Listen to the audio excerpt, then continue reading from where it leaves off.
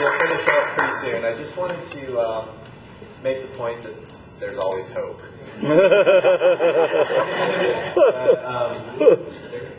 You know, I was at in the bottom 50% of the class, although somebody said to me that a lot of us were in the bottom 50%. In the senior debates, which most of you don't know about, but were fantastic, Mark and I had the worst topic and the worst side of the worst topic. We were arguing for airline regulation.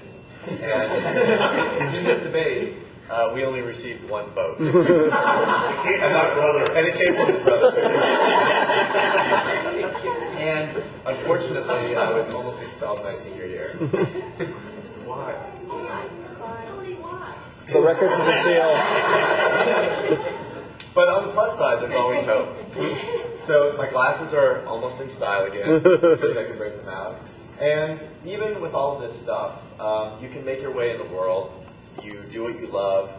My company will have about $3 million in revenue this year, and we work very hard to achieve that.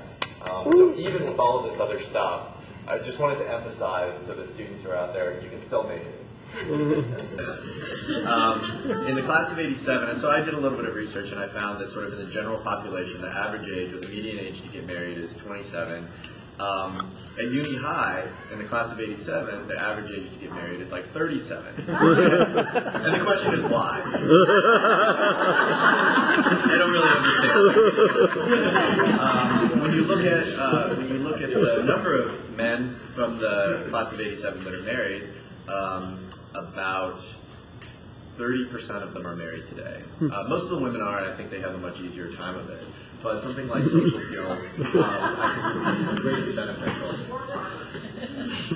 The second is a class, how not to be so stressed about college. It turns out that college is just one step. It's one small step. And what we heard uniformly throughout discussions with students and teachers is that everything is about getting into college today. And the education process and the learning and the enjoyment of the time that you have now is really not a focus. And you never get these years back. You know, the years that you have now, you really need to enjoy them now. And that's not to say you shouldn't work hard, but otherwise you'll end up like myself. But you really need to enjoy the time as well as study. The next class is leadership. One of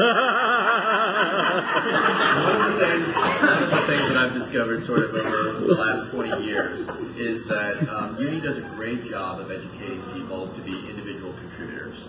And what Uni really doesn't do a very good job of stressing is leadership skills. And leadership skills are fundamentally about creating change through other people.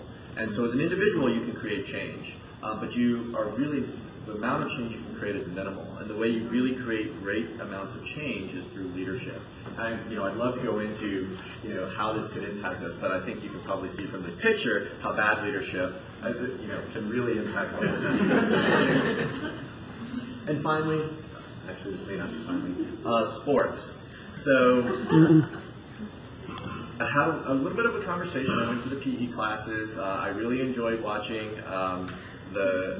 and reminiscing about the PE class. And as many people know, the PE organization has a lot of affection for me.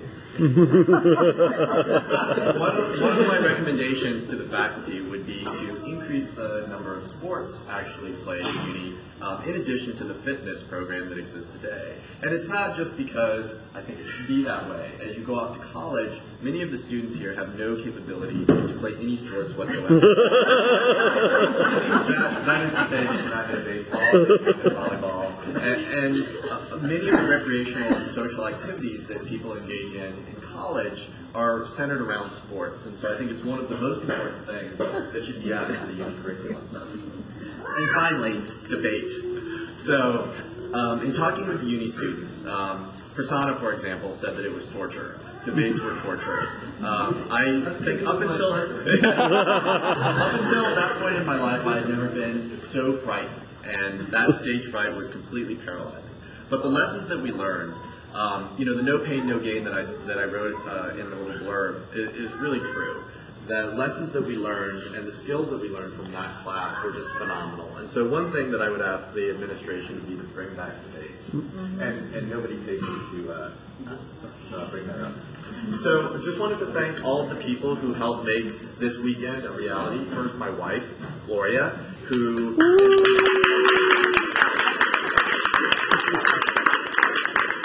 especially the staff in the alumni office. So Karen and Monica have been fantastic. Sue, you've been great in working with us. The various principals that have gone through while we've been organizing this. The faculty and staff who've been very receptive to me coming back, especially. I know that sometimes bringing narratives. And the students. The students have been fantastic. It's been really wonderful to be able to interact with the students, which is one of the reasons why we decided to have the reunion when school was in session, because the energy that's here is completely different when the school is just a shell during the summer. And so, just one last set of parting words. Regret for the things we did can be tempered by time. It is regret for the things we did not do that is inconsolable. And this is, if there's any lesson that I've learned that is absolutely by far the most important lesson, it is this. So if there's any one thing you take away, please remember these words. Thank you.